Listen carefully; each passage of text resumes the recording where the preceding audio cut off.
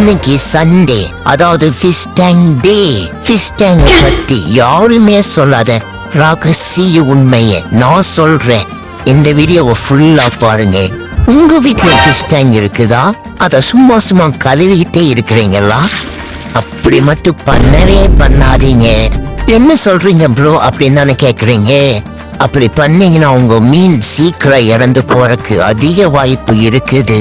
அப்போ கழுவவே வேண்டாமா ப்ரோ அப்படின்னு உங்க மைண்ட் வைஸ் கேக்குதல்ல, எனக்கும் கேட்டுச்சு. அதுக்காக தான் உங்களுக்காக ஃபிஷ் டேங்க பத்தி 2 டிப்ஸ் சொல்றேன். அதை மறக்காம சண்டே ட்ரை பண்ணி பாருங்க.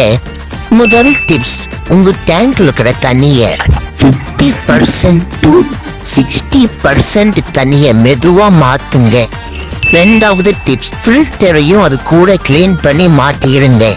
டேங்க 3 மாசத்துக்கு ஒருக்க ரீசெட் பண்ணுங்க. இந்த மாதிரி ட்ரை பண்ணீங்கன்னா உங்க ஃபிஷ் 100% சாகவே சாகாது.